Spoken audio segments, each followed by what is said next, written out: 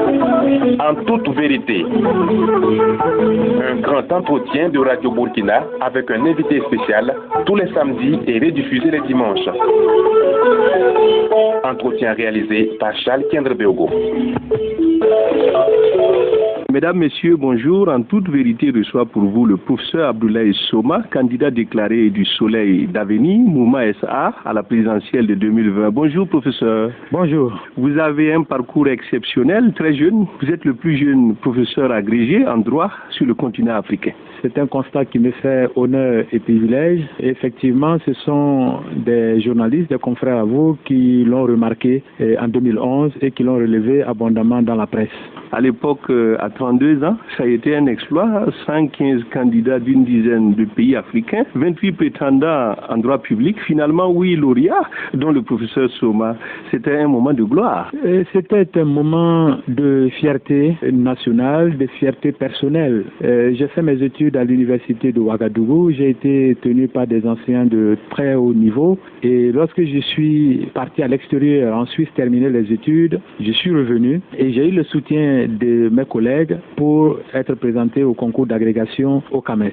Et en réalité, en 2011, le concours était une chose rare. Parce que la dernière fois qu'un Burkinabé avait été agrégé en droit, ça remontait à 15 ans. Donc, ce qui fait que le concours d'agrégation n'était pas une chose ordinaire. Donc, après 15 ans, on a pu avoir un succès au concours d'agrégation qui a pu créer une certaine émulation, une certaine émotion nationale et la communication a été faite autour de ce succès, j'imagine, pour encourager d'autres personnes à se présenter au concours d'agrégation. L'université de Ouagadougou, on a envie de vous poser la question. Beaucoup d'étudiants aujourd'hui pensent que les conditions sont pas. Et vous êtes un exemple de réussite. Qu'est-ce qui vous a amené à être différent des autres? Je ne suis pas peut-être tellement différent des autres, mais je pense simplement que dans un contexte général, on doit se distinguer par son travail. Et les résultats qui ont été obtenus ne l'ont été que par le travail. Évidemment, dans le travail personnel, il y a le soutien des autres. Mais je parle plutôt à l'endroit des étudiants pour les appeler à prendre leurs responsabilités, à étudier, à prendre les responsabilités pour travailler, et c'est à ce prix-là seulement que leur succès peut être assuré avec le soutien de leurs aînés et de leurs enseignants. Et pourtant, à l'époque, vous vous êtes senti orphelin, aucune autorité universitaire à vos côtés pour la remise de ce diplôme-là. Qu'est-ce qui a expliqué un peu cette absence à l'époque? Moi, je peux l'expliquer par le fait que le système même de l'encadrement au concours d'agrégation n'existait pas, et donc le système de soutien et de soutènement des candidats au concours d'agrégation c'était finalement effrité. Quand dans un système déterminé, vous avez 15 ans sans utilisation du système, parce que depuis la dernière agrégation en 1997 où un Burkinabé avait été agrégé, il n'y a plus eu d'agrégé au Burkina Faso et il n'y avait entre-temps même pas eu de candidat. Donc, vous voyez que alors dans ce système, l'université n'a pas pu entretenir un système de soutien. Ce qui fait que pour les autres États où la candidature au concours d'agrégation et éventuellement les succès au concours d'agrégation sont fréquents, le système était mis en place pour que des autorités universitaires, des autorités nationales accompagnent les candidats sur les lieux du concours pour les encourager, pour les soutenir, parce que le concours d'agrégation, c'est vrai que c'est un concours d'excellence, mais c'est aussi un concours de nerfs, c'est un concours d'émotion. Et lorsque vous avez le soutien derrière de vos aînés, de votre nation, de votre patrie, il y a un encouragement à ne pas négliger. Mais chez nous, cet encouragement avait manqué. Et je l'explique par le fait qu'il y avait longtemps qu'on n'avait pas mis en branle et on n'avait pas mis à l'épreuve le système. Donc c'est ce qui fait que je me suis retrouvé au concours d'agrégation sans avoir le soutien que les autres candidats ont eu de leur nation. Mais comme il y avait la détermination aussi de déverrouiller cette absence d'agrégation, nous avons pu travailler et ce travail a pu donner le résultat de l'agrégation. Parce que l'agrégation contribue à la puissance internationale de notre système universitaire. Et l'agrégation contribue aussi à la qualité de l'enseignement dans nos universités avant même de contribuer à l'honorabilité, au prestige de la personne qui est agrégée. Et ici, il était question de droit public, mais aujourd'hui, on dit de vous que vous êtes constitutionnaliste. Comment on peut expliquer cela? Non, le droit public comporte plusieurs branches. Il y a le droit international public, il y a le droit constitutionnel, il y a le droit droit administratif, il y a les finances publiques et le droit public économique. Donc, quand on est publiciste, on est supposé maîtriser ces domaines. Mais dans ces domaines, on a des préférences pour un ou deux domaines. Moi, j'ai fait ma spécialisation en réalité à la fois en droit international public, en droit constitutionnel et dans le domaine des droits de l'homme. Ce qui fait qu'il y a des personnes, peut-être à l'extérieur, dans certaines universités, on ne me connaît qu'en tant que spécialiste du droit international et des relations internationales. Et au Burkina Faso, mes interventions ont été plus axées sur l'encadrement constitutionnel, c'est-à-dire sur les questions constitutionnelles. C'est pourquoi on me reconnaît ici comme constitutionnaliste. Je suis spécialiste du droit international public que j'enseigne dans notre université, du droit constitutionnel que j'enseigne également et du droit international des droits de l'homme. À l'époque aussi, vous affirmiez, après tout cela, je vais m'investir pour créer des docteurs au Burkina, créer une école doctorale. Aujourd'hui, où en êtes-vous avec ce projet? Ce projet est réalisé d'abord dans l'université publique. On a aujourd'hui une école doctorale. Je ne dis pas que c'est mon œuvre, mais je suis... Vous avez ouvert la voie parmi les personnes qui contribuent à cette école doctorale. Je suis membre du conseil scientifique. Je suis parmi les personnes qui encadrent dans le cadre de cette école doctorale, donc qui produit des docteurs. Au-delà même de cela, en fait, toute mon action dans le domaine de l'éducation a été une action pour apporter des solutions. Par exemple, quand je suis arrivé en 2010, il n'y avait pas de possibilité de faire un master, en tout cas plus que la maîtrise en droit au Burkina Faso. Donc, quand j'ai été agrégé, l'agrégation m'a donné les capacités et le titre pour faire une action de solution de ce point de vue. J'ai créé un centre, c'est le CERDI, le Centre d'études et de recherche sur le droit international général et les droits de l'homme. Et ce centre a commencé à offrir un master de recherche en droit international et des droits de l'homme. Et cette possibilité a été saisie par de grandes personnalités, et parfois des grands avocats, des grands juges, mais aussi des étudiants ordinaires. Et entre-temps, je me suis rendu compte que même avec l'université publique qui a son école doctorale dans laquelle je suis membre, je contribue, notre capacité d'encadrement est très limitée en raison de certaines règles que nous avons érigées dans le cadre de cette école doctorale. Et ces règles ne permettent pas la prolifération des docteurs, alors que je pense que notre nation a besoin de ces docteurs non seulement pour son administration intérieure, mais aussi pour sa représentation à l'extérieur. Donc, prenant la mesure de cette situation, j'ai ouvert une école doctorale qui s'appelle École doctorale internationale. Et ça fait déjà 3 ans que cette école doctorale existe dans le cadre de cet institut que j'ai créé depuis 2012. Donc, il y a actuellement des inscrits dans le cadre de cette école doctorale, et tout comme les diplômes de l'institut sont reconnus internationalement parce qu'il y a un processus international de reconnaissance, ce doctorat aussi sera présenté à la reconnaissance. Lorsqu'il sera reconnu, il sera aussi valable partout. Donc, vous voyez en fait que l'éducation pour moi a été une importance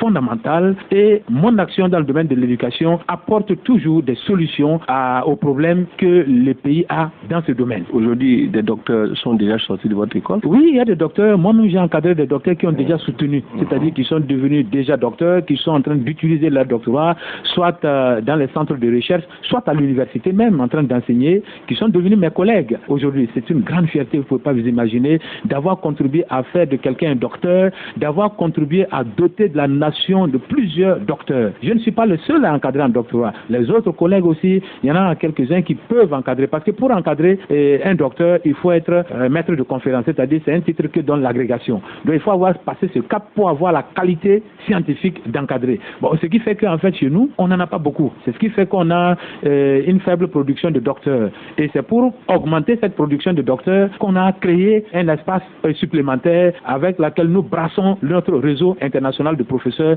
pour pouvoir venir contribuer à la formation des docteurs burkinabés, en tout cas ouvrir la possibilité pour ceux qui veulent. Professeur Soma, que devient la Société burkinabé de droit constitutionnel? La Société burkinabé de droit constitutionnel existe, elle est très active, elle mène des activités chaque mois qu'on appelle des journées de réflexion. Donc chaque mois, la SBDC a une journée de réflexion, c'est-à-dire que chaque année, la SBDC choisit un thème général. Par exemple, pour l'année 2018, c'était l'adoption d'une constitution qu'on a éclaté en plusieurs sous-thèmes répartis à nos représentations dans toutes les universités de Burkina Faso. Et chaque mois, ce sont les étudiants responsabilisés qui préparent le thème, qui viennent exposer devant des collègues, devant des camarades et devant des professeurs qui, eux, maintenant peuvent corriger ces étudiants qui vont finaliser leurs documents et qui est soumis à exposer et à publication. Après tout cela, on vous retrouve au barreau burkinabé. Vous devenez avocat en août 2016. L'universitaire rentre dans le cercle des avocats. Pourquoi ce choix? C'est un choix additionnel. Je suis professeur d'université jusqu'aujourd'hui et je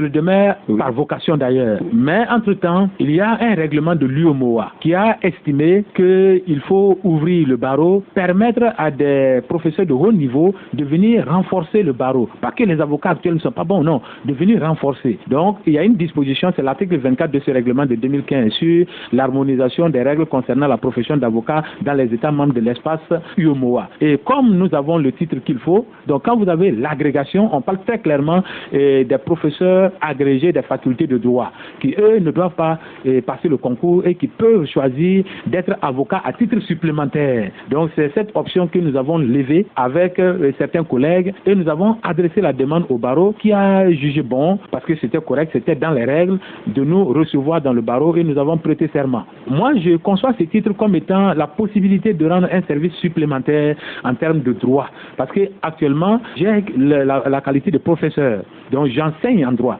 Je fais des consultations aussi bien pour le gouvernement que pour les organisations internationales avec ce titre.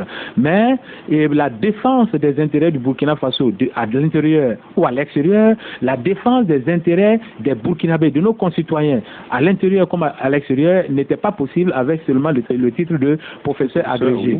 Mais l'UEMOA nous permet d'ajouter cette corde de service disponible désormais pour la nation burkinabé et je suis fier de porter ce titre d'avocat et de l'offrir en service à la population burkinabé. Mais est-ce que vous avez ouvert un cabinet? Est-ce qu'il y a des dossiers que vous défendez?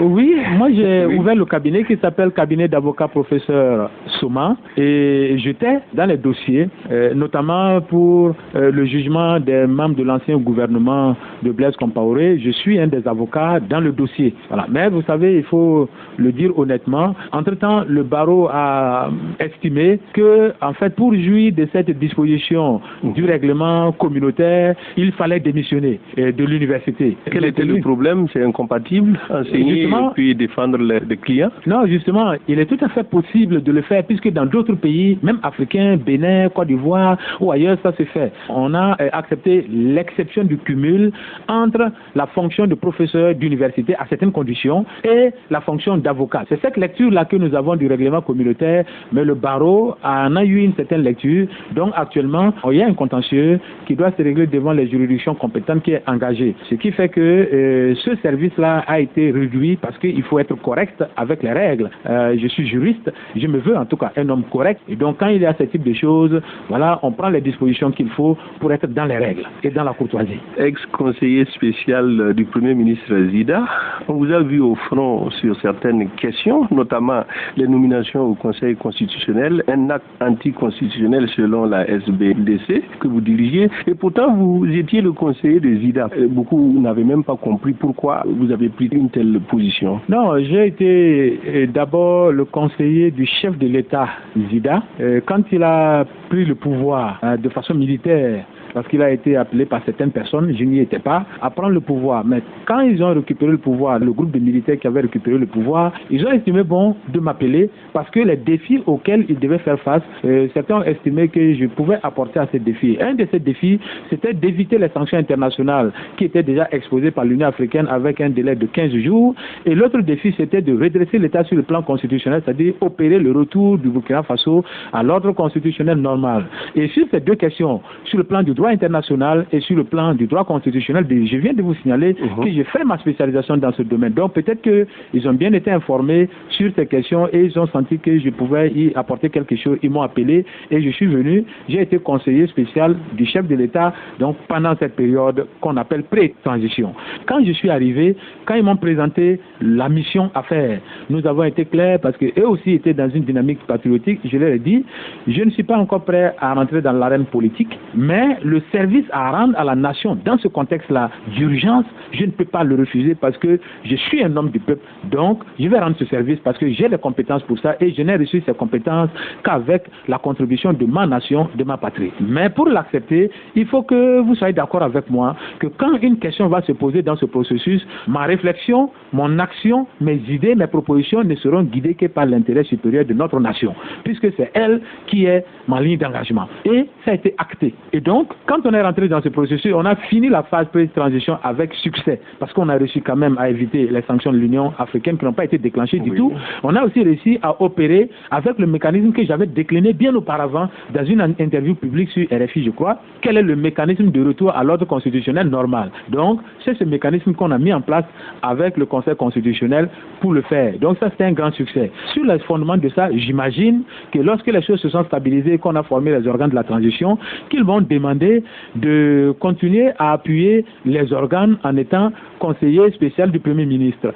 Je ne savais même pas de quoi il s'agissait. J'ai demandé à quoi ça sert. Ils ont dit non, le conseiller spécial, c'est une personnalité de haut niveau, hors hiérarchie administrative, chargée de conseiller l'autorité, donc le Premier ministre, sur des questions stratégiques. Et la question stratégique qu'on me confiait, c'était de cadrer la transition sur le plan des réformes constitutionnelles. Là, j'étais sensible à l'appel parce que j'avais fait plusieurs conférences pour indiquer que le Burkina Faso était arrivé à un moment où il faut de profondes réformes constitutionnelles. Et là, on tendait les réformes constitutionnelles, donc je pensais que c'était un moment de faire des réformes. J'ai accepté. Le Premier ministre était à l'époque Zida, donc j'ai accepté d'être conseiller spécial du Premier ministre. Et à l'époque, il y avait une charte qui avait été adjointe à la Constitution. Aujourd'hui, ça fait débat. Beaucoup pensent que la Constitution était au-dessus de tout. Pourquoi avoir additionné une charte à la Constitution? La charte de la transition, honnêtement, dans le cas du Burkina Faso, se justifiait par la pratique des choses, parce que certaines dispositions constitutionnelles étaient devenues, par les faits, inapplicables. Vous voyez, normalement,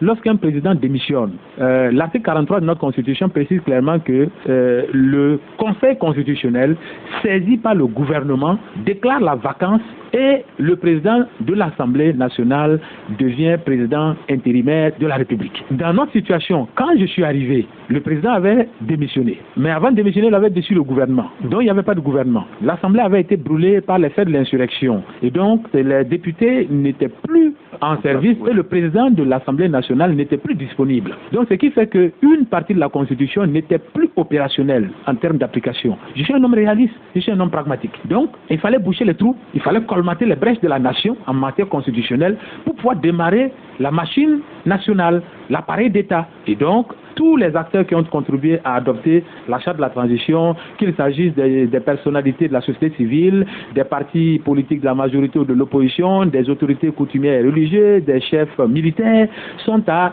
remercier et à féliciter de ce point de vue, parce que tous ont eu un esprit patriotique de redémarrage de l'appareil d'État. La charte de la transition, on peut lui reprocher beaucoup de choses. Même moi, en tant que constitutionnaliste, je lui ai reproché et je lui reproche beaucoup de choses. Mais c'était la façon de faire qui était la plus proche possible de la légalité constitutionnelle qu'on a défendue et de la légalité démocratique qu'on a défendue. Donc voilà pourquoi cette charte a été mise en application. Mais elle n'était pas supérieure systématiquement à la Constitution. Alors, là où la Constitution était applicable, c'est la Constitution qui devait être appliquée. Par rapport au Conseil constitutionnel à l'époque, vous n'étiez pas d'accord.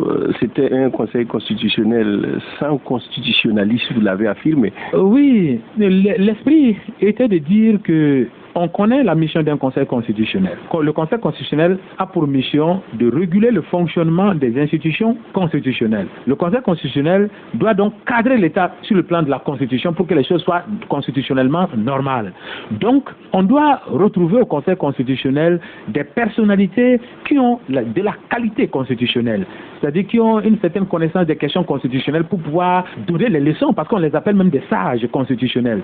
Donc, pour être sage constitutionnel, il faut avoir la sagesse constitutionnelle, et la sagesse commence par la connaissance constitutionnelle. Donc les personnes qui avaient été nommées, on ne dit pas que ces personnes ne sont pas bonnes, on ne dit pas que ces personnes ne sont pas patriotes, mais on dit simplement que ces personnes ne conviennent pas en matière constitutionnelle. On a mis l'âge devant ici? Oui, et nous avons critiqué cela pour deux choses. D'abord, le décret même du président de la République, à l'époque qui nommait les membres du Conseil constitutionnel, était entaché d'irrégularité. Ce décret, on l'a critiqué, le président a reconnu publiquement, et le décret a été repris. Donc la SPDC, avec nous, aux avant-postes, comme des leaders de la SPDC, avons contribué à assainir l'ordre constitutionnel en permettant au président d'enlever, de retirer de l'ordre constitutionnel un acte qui était entaché d'inconstitutionnalité. Ça, c'est la première contribution. La deuxième, c'est que nous avons dit qu'il avait le droit de nommer des personnes, autres personnes, au Conseil constitutionnel et de nommer ces personnes-là, les personnes qui ont été nommées, peut-être de les nommer à d'autres fonctions beaucoup plus, peut-être un peu plus nobles. Mais ces personnes n'étaient pas adaptées au service que le Conseil constitutionnel devait rendre, surtout pendant la transition où tout était désaxé en matière constitutionnelle et il fallait vraiment des personnes qui cadrent l'État sur le plan du droit constitutionnel. On avait douté de la capacité de ces personnes à le faire. Et aujourd'hui, je maintiens cette réflexion, je la maintiens, qu'on doit envoyer au Conseil constitutionnel des personnes qui sont averties en matière constitutionnelle et non point des personnes qui doivent d'abord apprendre la matière constitutionnelle avant, parce que l'État était déjà en fonctionnement. Donc voilà, l'esprit de notre intervention, c'était dirigé contre personne. Certaines de ces personnes, je ne les connais même pas personnellement, mais c'était un esprit patriotique, un esprit national, un esprit de bien faire, un esprit de bien dire, un esprit de bien conseiller. Et plus tard, on vous retrouve au médiateur du Faso comme directeur de cabinet de Sarah Sérémé. L'attelage a fait long feu. Le public apprend dans la presse qu'il a été mis fin à vos fonctions. On vous accusait de préparer un parti politique. Je n'ai pas vu, ni dans l'acte de cessation de fonction, ni dans les commentaires fait par les services du médiateur, la raison. Donc jusqu'à aujourd'hui, on ignore la raison officielle. Et d'ailleurs, je suis parti au médiateur du Faso sur un appel.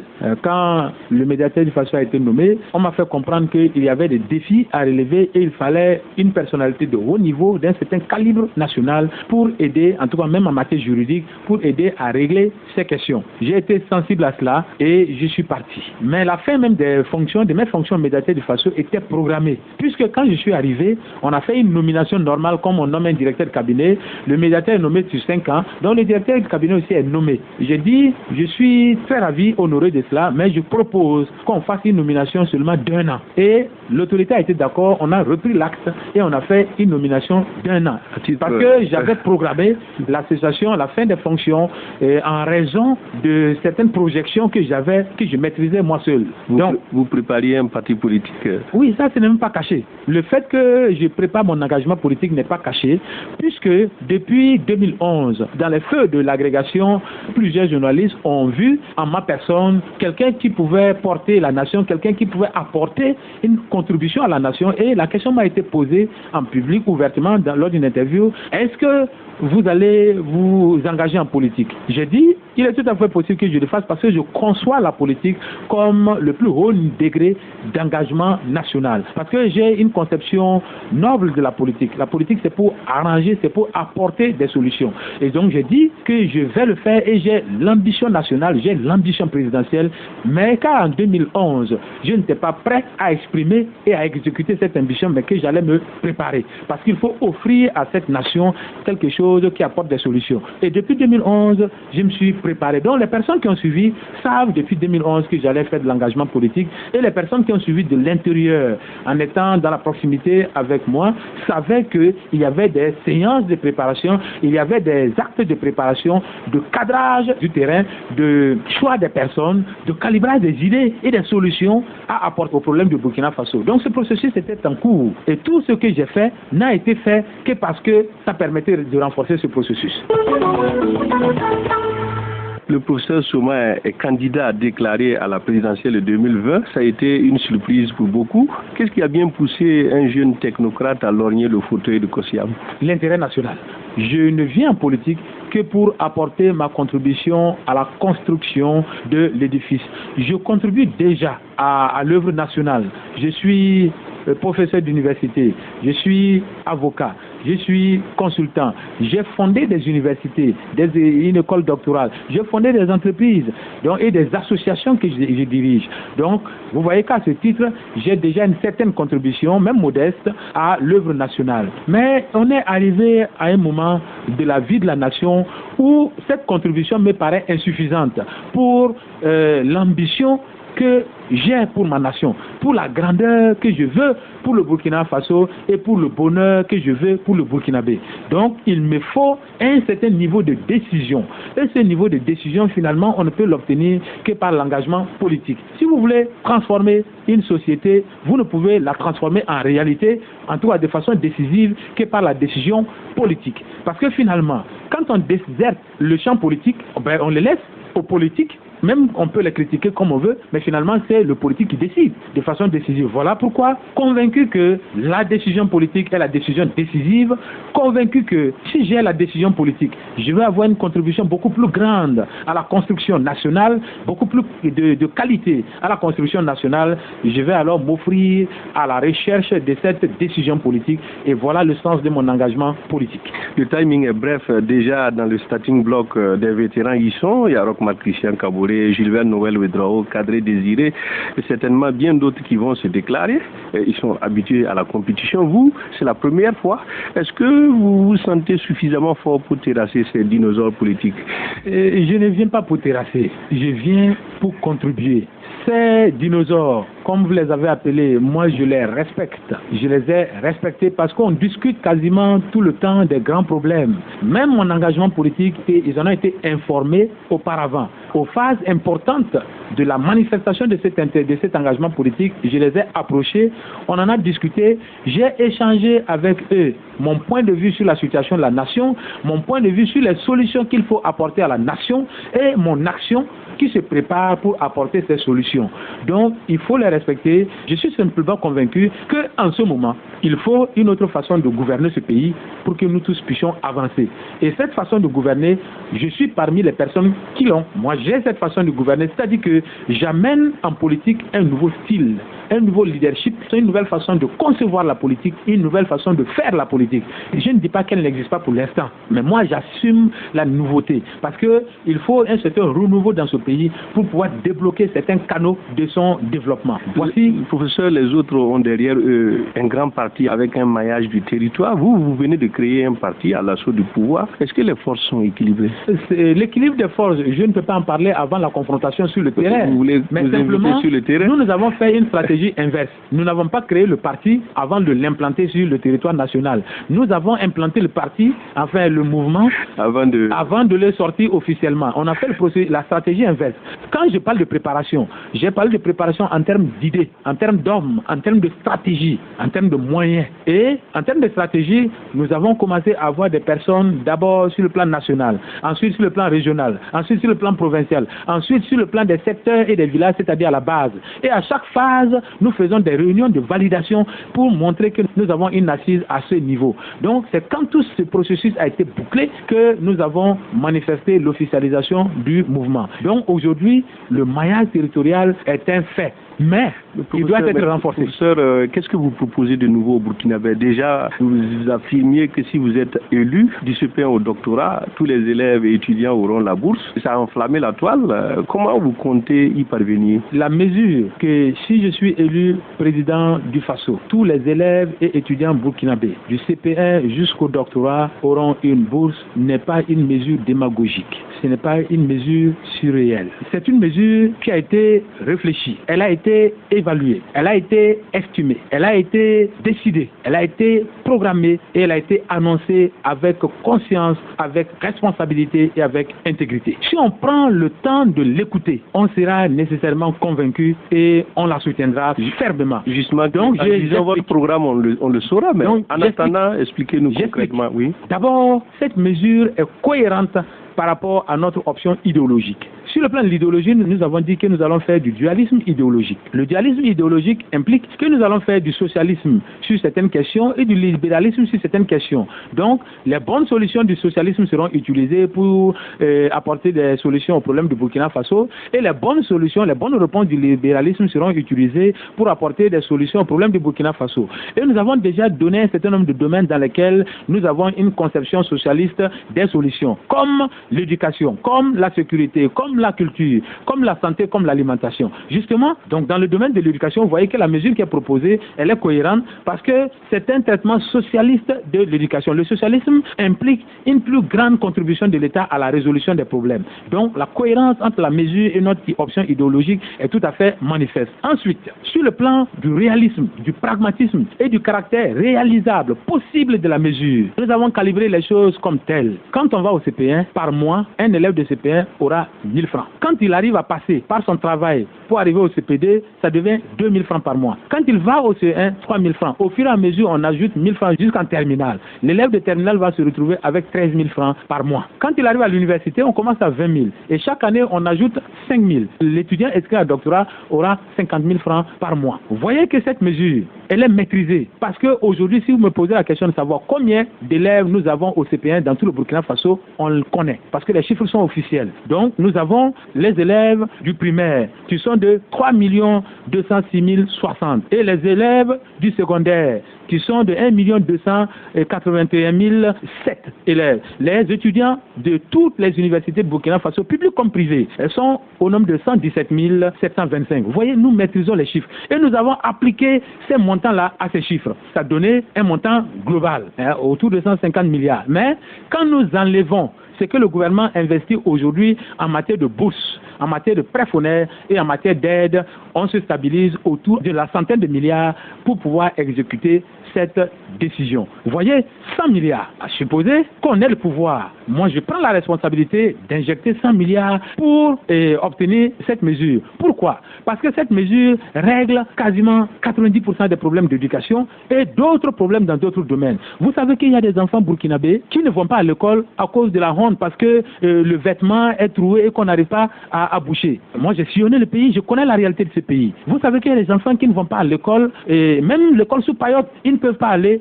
parce qu'ils ont faim. Vous savez qu'il y a des enfants qui ne vont pas à l'école parce qu'il a commencé à pleuvoir, les parents ont dit il faut partir plutôt au champ ou bien partir garder les bœufs, par exemple. Pourquoi c'est ainsi? Parce que l'enfant est perçu comme une perte sèche. Quand il va à l'école, on dépense, il n'apporte rien. Avec cette mesure, l'enfant apporte quelque chose. Les petites choses par rapport à l'éducation seront réglées. Et l'encouragement à travailler. Tous les parents auront intérêt à l'école de l'enfant et tous les parents encourageront l'enfant à avancer. Imaginez une famille de Burkinabé qui a 3 enfants, un au CP1, un en 6e et un en terminale. L'élève de CP1 c'est 1000 francs, l'élève de 6e c'est 7000 francs par mois, l'élève de terminale c'est 13 000 francs par mois. Ça fait 21 000.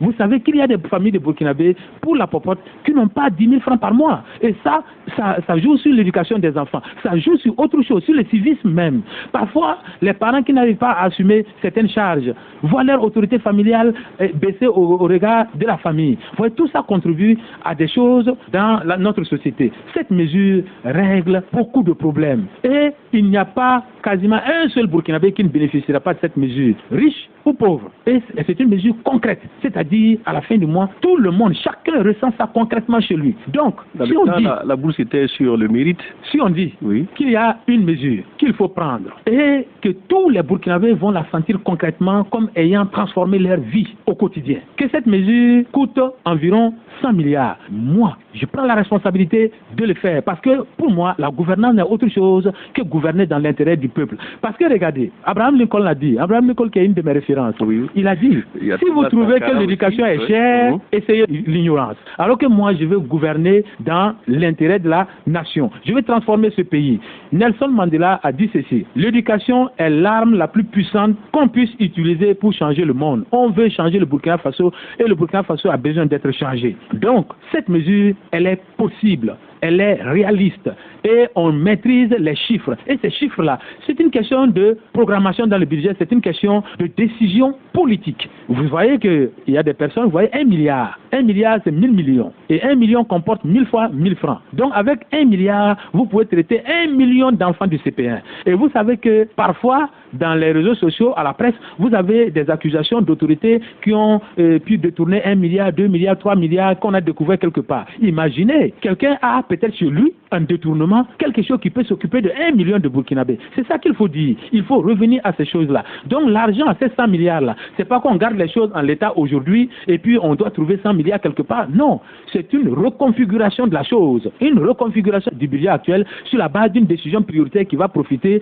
à tout le monde. Regardez, Pierre-Claude Victor Boasta dit « L'éducation seule peut faire jouir pleinement des avantages de la richesse. Le Burkina Faso a une certaine richesse, il faut que cette richesse-là profite à tout le monde. Et on décide que c'est par l'éducation qu'elle va profiter à tout le monde. Et cette mesure de bourse générale profite à chacun des Burkinabés, qu'on soit riche ou pauvre, et dans le système éducatif ou pas, parce qu'on a toujours quelqu'un dans le système éducatif qu'on soutient. Voilà la rationalité, la possibilité, l'effectivité de cette mesure et je prends la responsabilité de la faire. Alors, cette mesure n'entraîne même pas de dette pour le Burkina Faso, il n'y aura pas nécessité de demander de l'aide. Il y aura de la restructuration du budget national et il y aura aussi des frais qui seront dégagés de nos mesures. Par exemple, pour les ministères, aujourd'hui, on a plus de 30 ministres. Nous avons dit quand nous prenons le pouvoir, c'est 13 ministres. Il y a le traitement d'une vingtaine de ministres qui fait économie. Donc, nous avons des réformes ainsi qui rendent cohérente la possibilité de prendre en charge cette mesure. Et même si cette mesure valait 200 milliards, moi, je prends la responsabilité de la faire.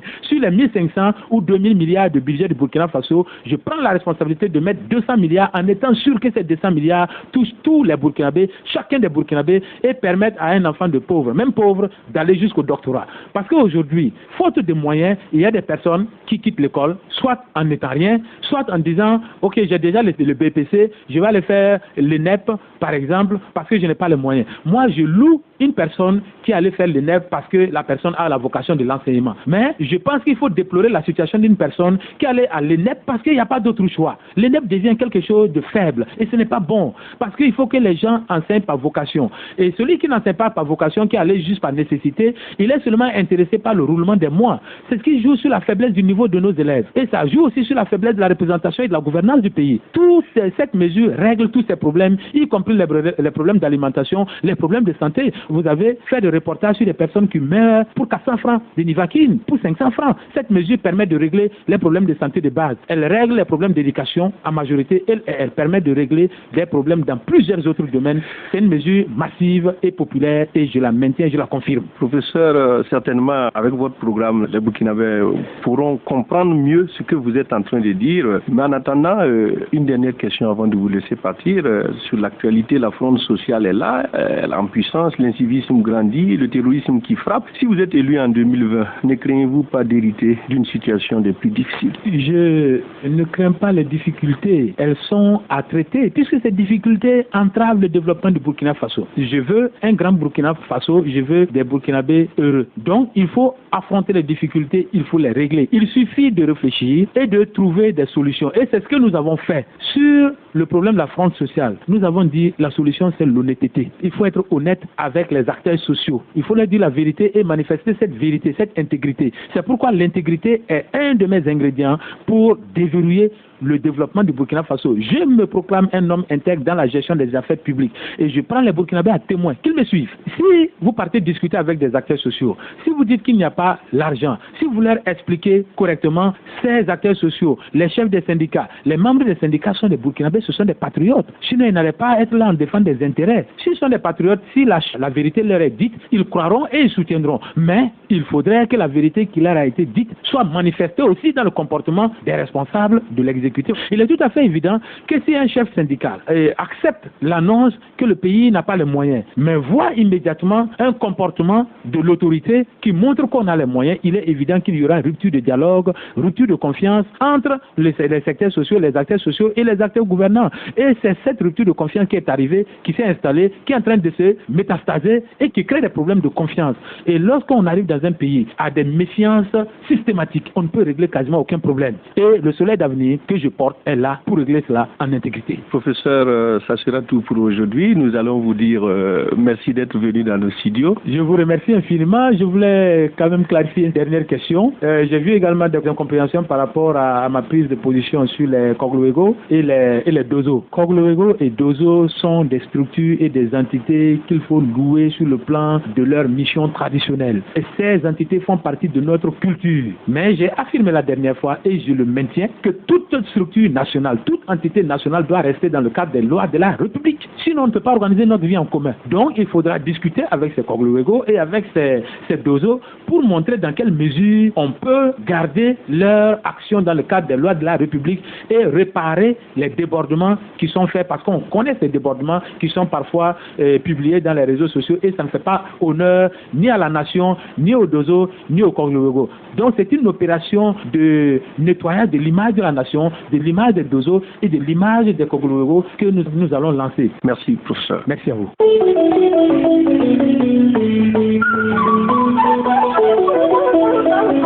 En toute vérité, un grand entretien de Radio Burkina avec un invité spécial tous les samedis et rediffusé les dimanches. Entretien réalisé par Charles Kendrebeogo.